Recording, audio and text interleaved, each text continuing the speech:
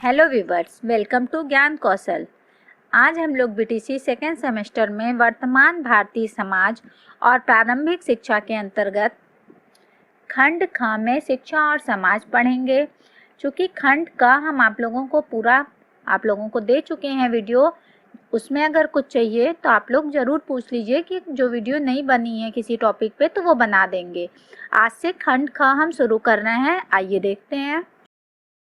शिक्षा और समाज का पहले आ जाते हैं, हम देखते हैं अंतर संबंध क्या है। तो पहले शिक्षा क्या है ये जानते हैं, उसके बाद समाज क्या है इस पे रोशनी डालेंगे।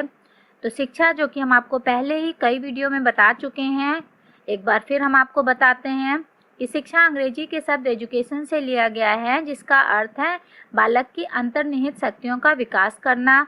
शिक्षा संस्कृत के विद धातु से लिया गया है, जिसका अर्थ भी सीखना है। शिक्षा अंग्रेजी के शिक्ष धातु, संस्कृत के शिक्ष धातु से भी लिया गया है। तो इसके बहुत से अर्थ हैं, लेकिन यहाँ आपको ये शाब्दिक अर्थ या और अर्थों को जानने की ज़रूरत नहीं है। बस ये जानना है कि शिक्षा है क्या। तो शिक्षा के द्वारा बालक के अंतर्निहित गुणों, जो उसके अंदर गुण होते हैं, उनका विकास करने की कला को ही हम शिक्षा कहते हैं। ये जीवन पर्यंत चलती रहती है, यानी बालक जब से जन्म लेता है मृत्यु तक उसकी शिक्षा चलती रहती है।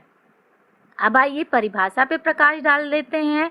परिभाषा हम ले लेते हैं पेस्टोलॉजी की, जिन्होंने कहा है शिक्षा मनुष्य की जन्मजात शक्तियों के स्वाभाविक, समरस तथा प्रगतिशील विकास की प्रक्रिया है। ये था शिक्षा। अब आते हैं, देख लेते हैं कि समाज किसको कहते हैं। समाज अंग्रेजी के सोसाइटी शब्द से लिया गया है, जो कि लैटिन भाषा के सोशियो से लिया गया है, जिसका अर्थ साथ या मित्रता है। समाज हम लोगों के समूह को कहते हैं, जहाँ 25 से 30 लोग एक जगह रहते हैं और किसी एक संस्कृति को अपनाते हैं, उन्हें हम समाज कह लेते हैं। परिभाषा में मैकाइवर क्या ले लेते हैं, जिन्होंने कहा है समाज सामाजिक संबंधों का जाल है और यह हमेशा परिवर्तित होता रहता है, यानी जैसा समाज होता है वैसे ही वहाँ की शिक्षा होती है। अब इन दोनों के संबंधों पर प्रकाश डालते हैं। लिखा है जहाँ जैसा समाज होगा वैसा वहाँ की शिक्षा होगी। हम आपको पहले भी बता चुके हैं, जैसा समाज होता है शिक्षा वहाँ की वैसी ही बदलती रहती है। किसी समाज में अगर जैसे किसी और समाज में जैसी शिक्षा दी जा रही है, ज़रूरी नहीं है कि दूसरे समाज में भी उसी शिक्षा को दी जाए। समय समय पर शिक्षा समाज के अकॉर्डिंग और व्यक्तियों के अकॉर्डिंग बदलती रहती है। इन्हीं विभिन्नता को दिखाने के लिए कुछ पॉइंट है जिस पे हम प्रकाश डालना चाहते हैं, आइए देख लेते हैं। देख लेते हैं कि हर काल में शिक्षा कैसी होती थी। तो प्राचीन और मध्यकाल, क्योंकि दोनों ही काल में धर्म का प्रचार ज़्यादा किया जाता था, इसलिए धार्मिक शिक्षा पे ज़्यादा बल दिया जाता था। बालक के धार्मिक और चारित्रिक विकास पे ज़्यादा फोकस किया जाता था कि बालक का ये दो विकास जरूर हो पाए, यानी इन दोनों कालों में धर्म की शिक्षा दी जाती थी। आधुनिक समाज में देख लेते हैं कैसी शिक्षा दी जाती है। तो आप सब जानते हैं कि आधुनिक समाज विज्ञान का केंद्र है, यानी विज्ञान के द्वारा बातों को ज़्यादा फोकस किया जाता है, वैज्ञानिक चीज़ें ज़्यादा जानी जाती है और व्यक्ति के चिंतन, तर्क करने की क्षमता, निर्णय लेने आदि मानसिक शक्तियों का विकास किया जाता है कि बालक किसी भी कार्य को करने से पहले सोचे क्यों ये कर रहा है और इसको करने से उसका क्या फ़ायदा होगा या क्या नुकसान होगा, आदि बातों पे विचार करना आधुनिक समाज की शिक्षा के अंतर्गत आएगा। अब देख लेते हैं कि आदर्शवादी समाज कैसा था। तो आदर्शवादी समाज में आध्यात्मिकता पर अधिक बल दिया जाता था, बालक के चारित्रिक और नैतिक विकास के ऊपर ज़्यादा बल दिया जाता था कि बालक का विकास चारित्रिक और नैतिक हो। यानी आदर्शवादी लोग ज़्यादा अध्यात्म मीन्स भगवान की शिक्षा देने पे ज़्यादा विश्वास करते थे। अब आते हैं, देख लेते हैं भौतिकवादी समाज कैसा था। तो भौतिकवादी समाज हम ज़्यादा वो सुख सुविधाओं से युक्त समाज था, यानी वो ज़्यादा आराम तलब समाज का हम ये कह सकते हैं। वो उन्नति करने के लिए अपने हाथों की बनाई हुई आराम तलब चीज़ों पे ज़्यादा फोकस ऐसा समाज करता था, जैसे एसी, फ्रिज, बेड जबकि आदर्शवादी ऐसे नहीं थे। अब आइए देख लेते हैं प्रयोजनवाद। प्रयोजनवाद समाज में है। इनमें सत्य, आदर्श और मूल्यों आदि की शिक्षा दी जाती थी। देश काल जैसा परिस्थितियां होती थी उनके अनुसार उनकी शिक्षा बदलती रहती थी। यानी प्रयोजनवाद परिवर्तन की शिक्षा पे ज़्यादा बल देता था। नेक्स्ट है निरंकुश समाज। ये एक ऐसा समाज होता था जहाँ राज्य के हितों को ज़्यादा ध्यान दिया जाता था, मनुष्य को नहीं। यानी मनुष्य को वो समान विकास का उन्हें अवसर नहीं मिलता था और उनके विकास पे ज़्यादा जोर नहीं दिया जाता था, उनकी उपेक्षा की जाती थी और राज्य के हितों का ज़्यादा ध्यान दिया जाता था कि राज्य कैसे उन्नत करे। नेक्स्ट है जनतंत्रात्मक समाज। इसके अंतर्गत व्यक्ति के व्यक्तित्व को विशेष महत्व दिया जाता था। जैसा कि आप देख रहे थे, निरंकुश समाज में राज्य को ज़्यादा महत्व दिया जाता था, व्यक्ति को नहीं। जनतंत्रात्मक समाज में व्यक्ति को ज़्यादा महत्व दिया जाता था, यानी व्यक्ति पूर्णतः स्वतंत्र होता था अपनी चीज़ों को रखने के लिए। इन गुणों को शिक्षा में लाया जाता था। बंधुत्वता, धर्मनिरपेक्षता, समता, न्याय, इसके माध्यम से समाज या व्यक्ति के अंतर विकसित करने का प्रयास किया जाता है कि व्यक्ति समाज को सब कुछ समझे। अतः हम कह सकते हैं कि प्रत्येक समाज की शिक्षा उनके आदर्शों, आवश्यकताओं के अनुसार होनी चाहिए ताकि समाज और व्यक्ति दोनों उन्नत हो सके। शिक्षा समाज का शिक्षा पर क्या प्रभाव पड़ता है, आइए हम देख लेते हैं। कुछ पॉइंट हैं। पहला है राजनीतिक दशाओं का प्रभाव। जिस समाज की राजनीतिक स्थिति जैसी होगी, शिक्षा का स्वरूप भी वहाँ वैसा ही होगा। जैसे हम देख लेते हैं, स्वतंत्रता से पहले अंग्रेजों का आधिपत्य था। अंग्रेज ये चाहते थे कि वो अंग्रेजी शिक्षा को दें ताकि उनके कार्य को वो अच्छे से कर सकें जिन्हें वो अंग्रेजी शिक्षा देना चाहते थे। और सरकार बिना भेदभाव के सभी को शिक्षित करने पर बल देने लगी ताकि राजनीतिक दशाओं के आधार पर ही शिक्षा की व्यवस्था वहाँ पे होती थी। जैसा कि आप देख रहे थे कि प्राचीन और मध्य काल में आपको धर्म की शिक्षा दी जाती थी ताकि बालक आध्यात्मिकता की ओर मुड़ सके। और वहीं स्वतंत्रता से पहले जब अंग्रेज सरकार आई तो वो अंग्रेजी शिक्षा यानी धर्म की शिक्षा को हटा के अंग्रेजी शिक्षा का वर्चस्व स्थापित की। तो आप देख सकते हैं कि जैसी राजनीतिक होगी वहाँ का समाज जैसा होगा, राजनीतिक होगा, वहाँ की शिक्षा उसी तरह बदलती रहती है। नेक्स्ट पॉइंट देख लेते हैं। नेक्स्ट है आर्थिक दशाओं का प्रभाव। प्रायः यह देखा जाता है कि जैसी समाज की आर्थिक स्थिति होती है वैसी वहाँ की शिक्षा व्यवस्था होती है। जैसे आप देख लेते हैं कि अगर वहाँ की आर्थिक स्थिति उस समाज की बहुत अच्छी है तो वहाँ शिक्षण संस्थाएं ज़्यादा खोले जाते हैं। शिक्षण संस्थाओं में व्यवस्था बहुत ही उत्तम होती है, उसके उपकरण बहुत अच्छे होते हैं। इसके विपरीत अगर आप देखेंगे तो जिस समाज की आर्थिक स्थिति अच्छी नहीं होती है वहाँ की शिक्षा व्यवस्था बहुत अच्छी नहीं देखने को मिलती है और निःशुल्क शिक्षा और व्यावसायिक शिक्षा की तो हम कल्पना भी नहीं कर सकते हैं क्योंकि अर्थ वहाँ का अच्छा यानी आर्थिक स्थिति वहाँ की अच्छी नहीं होती है। नेक्स्ट पॉइंट की तरफ अब देखते हैं सामाजिक परिवर्तनों का प्रभाव।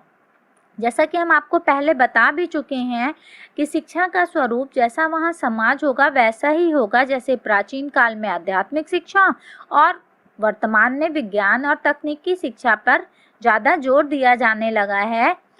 और आधुनिक युग में आप देख लीजिए, पहले के लोगों में स्त्रियों को अलग शिक्षा दी जाती थी और पुरुषों को अलग। पुरुषों की शिक्षा पे प्राचीन काल में ज़्यादा महत्व दिया जाता था और स्त्रियों की शिक्षा उपेक्षित रहती थी, जबकि आधुनिक युग में स्त्री और पुरुषों को एक समान शिक्षा देने पे बल दिया जाने लगा।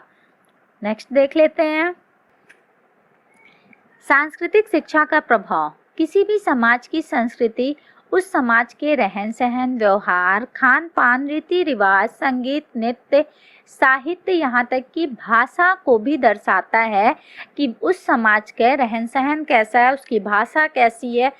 अक्सर आप ये कहते भी सुने होंगे कि किस समाज से आए हो, मीन्स अगर बच्चा अच्छे से प्रेजेंट नहीं कर रहा अपनी चीज़ों को तो व्यक्ति उसको समाज से जोड़ देता है, उसकी संस्कृतियों को उसके समाज से जोड़ता है, यानी संस्कृति का प्रभाव भी शिक्षा पे पड़ता है। तो जहाँ जिस समाज की जैसी संस्कृति होगी उसका प्रभाव वैसा ही पड़ेगा।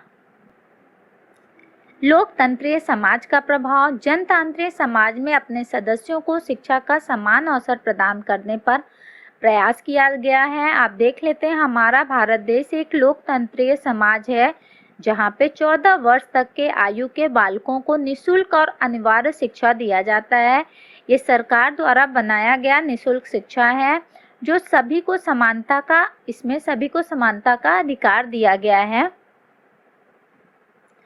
अभी आप देख रहे थे कि कैसा समाज होगा, उस समाज का क्या प्रभाव पड़ेगा शिक्षा पे। आप देख लेते हैं कैसी शिक्षा होगी जो अपना समाज पे प्रभाव छोड़ सकती है। इसमें भी 2-4 पॉइंट है, आइए देख लेते हैं। पहला पॉइंट है सामाजिक परिवर्तन। इसके अंतर्गत विज्ञान तथा अनुसंधान के क्षेत्र में नवीन परिवर्तन शिक्षा की ही देन है। शिक्षा के द्वारा ही परिवर्तन समाज की हम कल्पना कर सकते हैं। इसके द्वारा ही व्यक्ति सादा जीवन न अपनाकर सुविधा संपन्न जीवन को अपनाता है। जैसा कि हम देखते हैं, समाज को शिक्षा के द्वारा ही हम परिवर्तित कर सकते हैं। शिक्षा के द्वारा ही हम नए नए खोज करते हैं ताकि बालक या आप ले सकते हैं व्यक्ति अपने जीवन को और बेहतर बना सकता है और सुविधा से संपन्न हो सकता है। नेक्स्ट है सामाजिक विरासत का संरक्षण। शिक्षा के द्वारा ही हम अपनी सभ्यता एवं संस्कृति को लंबे समय तक ले जा सकते हैं। आप प्रायः देखे होंगे कि हमारे जो रीति रिवाज हैं वो प्राचीन काल से अब तक चले आ रहे हैं, वो शिक्षा के माध्यम से ही हो पाया है, क्योंकि हमें नहीं पता है कि हमारे पूर्वज किस तरह की परंपराएं, कौन से रीति रिवाज या कौन सा धर्म अपनाते थे। शिक्षा के माध्यम से ही हम इस धरोहर को सुरक्षित रख पाते हैं और आने वाली पीढ़ी को दे पाते हैं। शिक्षा व समाज की आर्थिक स्थिति। शिक्षा के द्वारा ही हम समाज की आर्थिक स्थिति को ऊंचा उठा सकते हैं, क्योंकि बालक शिक्षित होके ही वो किसी कार्य को कर सकता है अच्छी तरह से और अपने समाज की आर्थिक स्थिति को ऊंचा उठा सकता है। नेक्स्ट है भौगोलिक स्थिति पर नियंत्रण। शिक्षा के द्वारा ही हम भौगोलिक स्थितियों पर नियंत्रण का पा पाते हैं, जैसे भूकंप आ रहा है, बारिश कहीं ज़्यादा हो पा रही है, भौगोलिक स्थिति कैसी है, इन सबों को जान के और उनके नियंत्रण की हम कोशिश कर सकते हैं शिक्षा के द्वारा ही। शिक्षा और राजनीतिक विकास। एक शिक्षित व्यक्ति के द्वारा ही उस देश या उस समाज की राजनीतिक विचारधारा की रक्षा एवं विकास वो कर सकता है। शिक्षित व्यक्ति ही वो ये जान सकता है कि किस तरह से वो राजनीति में, जैसे अक्सर आप देखते होंगे ना कि वोट डालना है, तो शिक्षित व्यक्ति को पता है कि वो किसको चुने।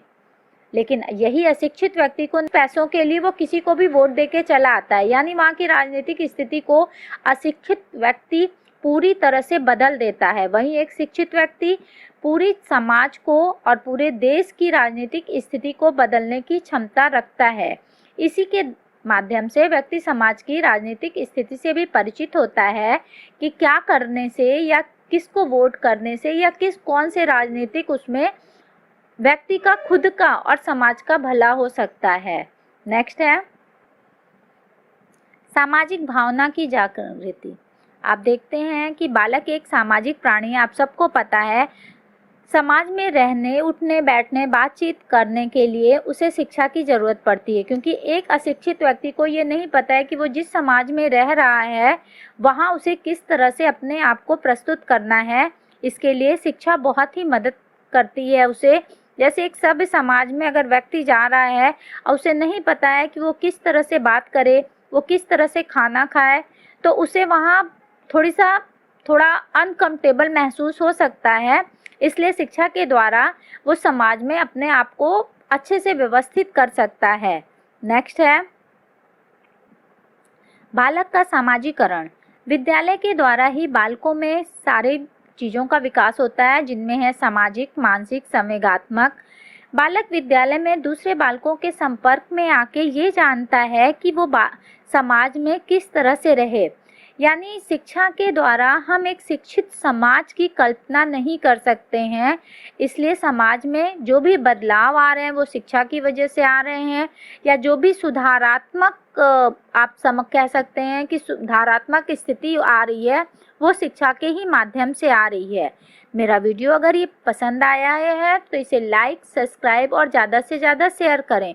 इससे संबंधित अगर कोई प्रश्न है तो आप पूछ सकते हैं। Thank you.